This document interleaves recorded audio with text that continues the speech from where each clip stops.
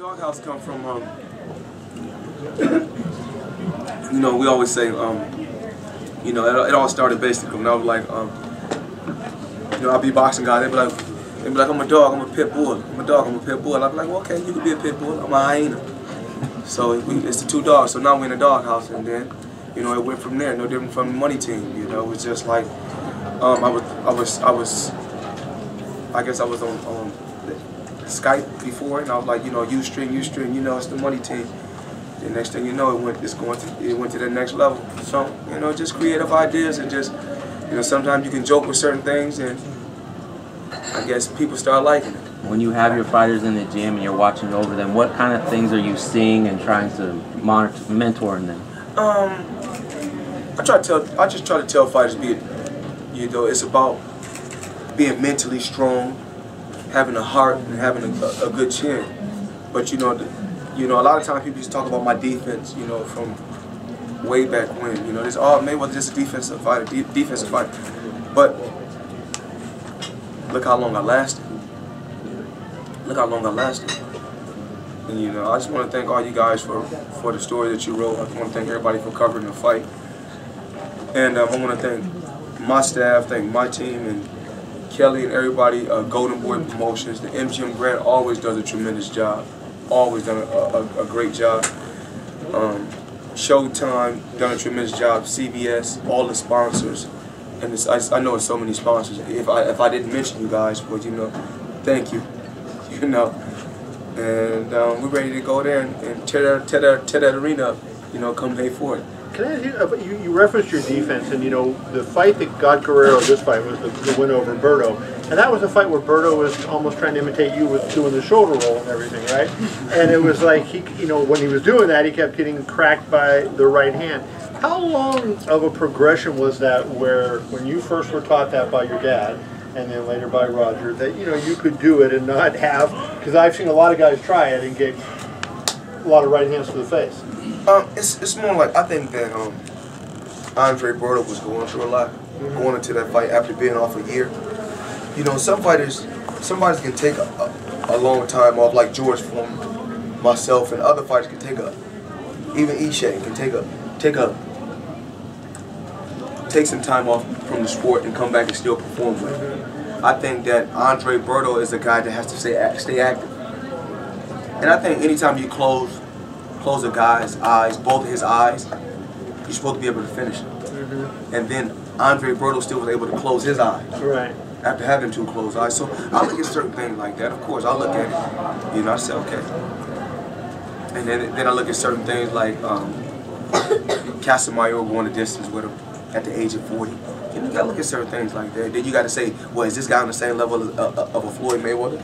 So you gotta start, you ask yourself those certain questions. That's what you gotta ask yourself. Or a guy like, you know, him having a dog fight with Casitas, and then you got guys like Marquez, knock Casitas out.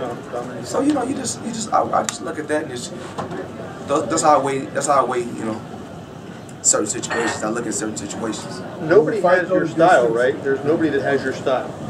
And yet you think, like in the NFL, when somebody wins a Super Bowl, they take that style. You know, that there's copycat things. Why do you think nobody's broken down and taking a kid when they're 15 years old or 13 years old and say, look at how Floyd Mayweather fought and how preserved he is at the end of his career. He's not beaten up. He doesn't have knots on his head, you know, things. Why haven't, you know, other trainers done what your dad did? No, I don't think that's true. I don't think that's true. Who fights your way? It's not that they fight my way, but it's every kid right now. You can go to any gym around the world, not just in America, and the kids say, you know what? I want to be the next Floyd Mayweather, or I want to surpass him. There's no different from if I seen a fighter, I say I don't want to be on that level. I want to be. When I seen Tyson, you know, at that particular time when Tyson was fighting at the MGM Grand, it was just the MGM Grand was just packed. But now it's about, you know, I took it to that next level to where the whole Las Vegas is packed. Right. You know, the whole Las Vegas is packed. You know, and not just one MGM Grand property is sold out, but all hotels are sold out. But don't you think when they say I want to be the next Floyd Mayweather, they're saying I want to have, you know, 50 million to throw around, right? They're not saying I want to have Floyd's fighting style. They're saying I want to have Floyd's money, not necessarily the fighting style. Well, hold on. Tell me about a new fighter we got. Awesome. Ronald Guerrero. That new fighter. Can he fight? Can he fight? Yeah. 3-0. Can he fight? You know, we got him. You know, he can tell we got Bardu. So you're not going to match with a bunch of stiffs, right? You're going to put him in with good guys, so we can see if he can fight. We put our guys. Okay, I just one thing about us, we match our guys solid. Okay, that's what we want. We don't like to put them in where you know we do that. We don't, you know, and I get on his case about it, you know, and we got who else? We got Cuba. Come on up, man. So someday you're gonna be sitting right here, Cuba. You seen him go? He can fight. Huh? Right there. You seen him fight? Yeah. Yeah, we got Jalen Love, and you know, Ishe just won the title, so we slowly building our team. We slowly building our team. We take them one day at a time. But with our fighters, it's different from any other company. You know, they all together. They all stick together. Even though one day one of them gonna have to fight one another, Right. because this is the sport. This is business.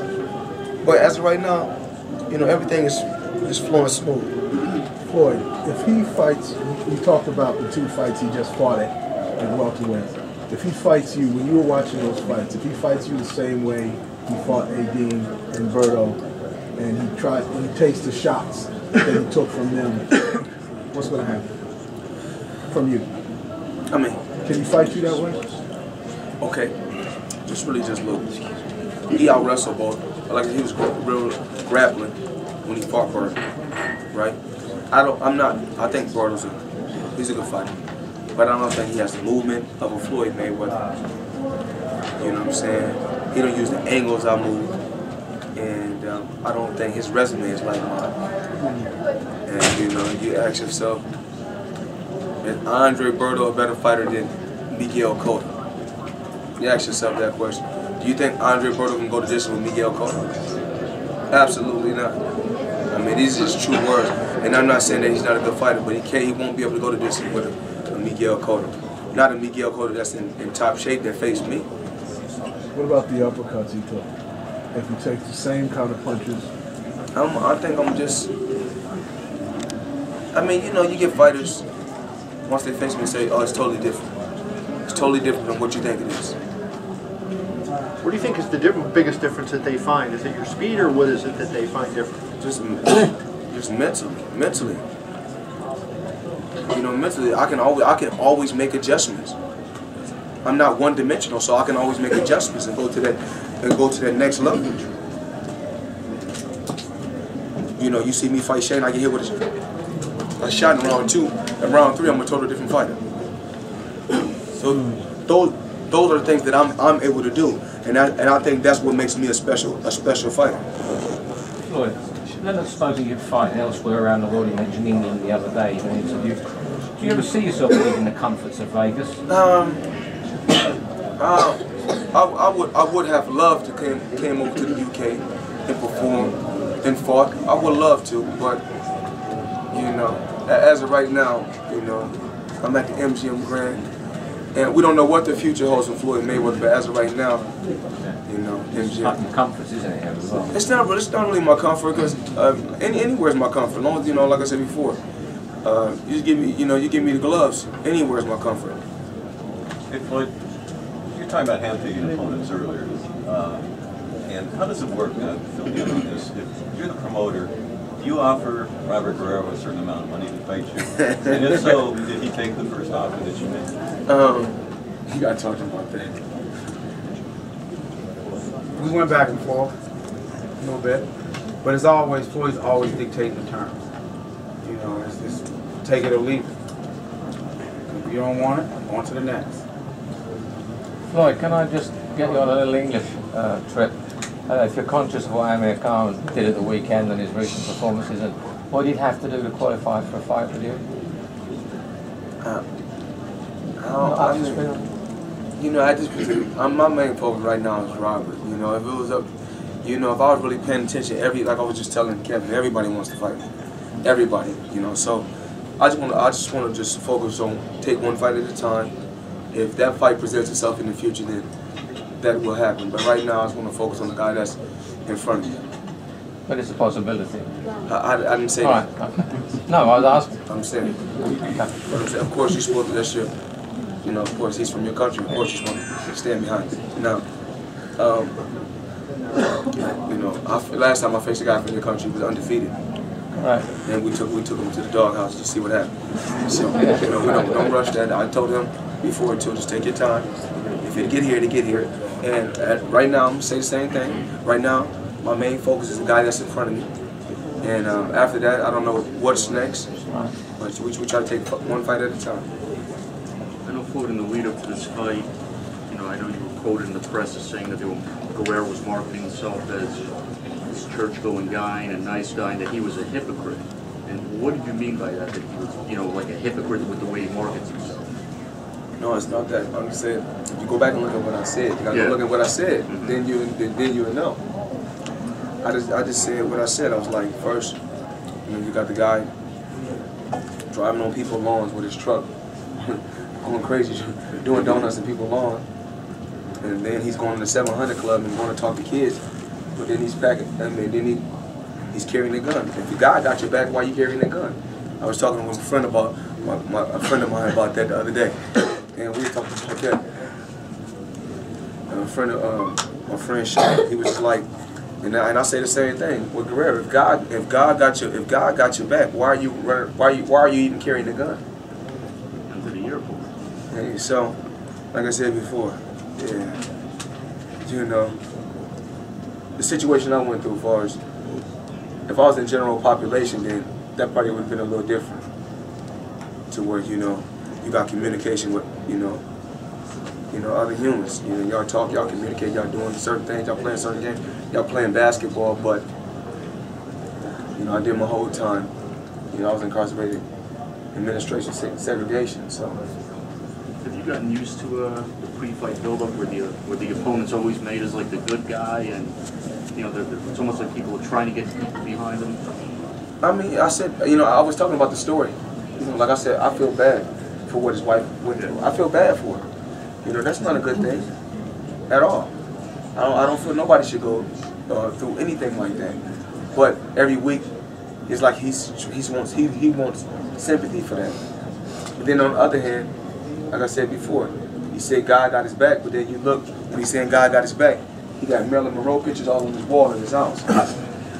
So I mean, these are things I just don't, I don't understand. Floyd, do you think your incarceration had anything to do with your reconciliation with your father? Or do you think that would have happened regardless of whether you did that or not? I don't know. My father comes to my gym.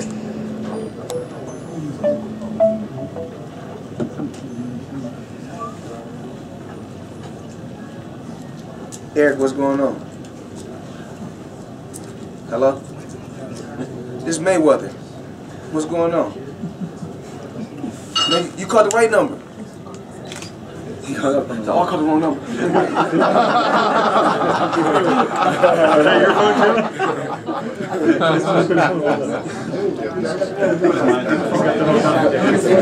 Tell you I can swallow.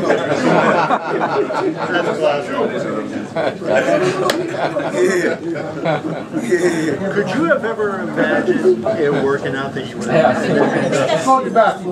think that's Lisa's fault. Could you have ever imagined that it would have wound up, you ended up having to serve that time? Most people in that kind of situation wouldn't. Were you surprised by that?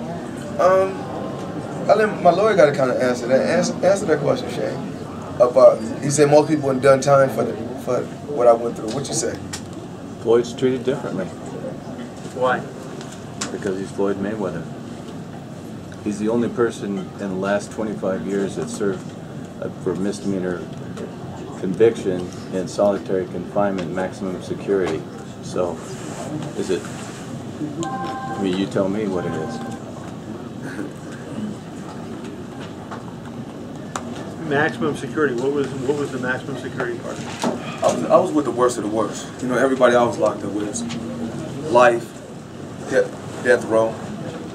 I was at the pinnacle. I think it was a story about a guy who had chopped people up with the axe.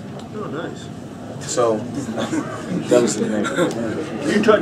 Did you have a conversation? Like, were they close enough that you could talk? Well, basically, Or were you solitary? it was something that was like they're talented inside there, very talented. They make their own chess pieces and play chess. A guy can be in a room down there, and a guy can be in a room six doors down. And they be playing chess against one another. Did they just say where they moved? Yeah. Huh. I was like, man.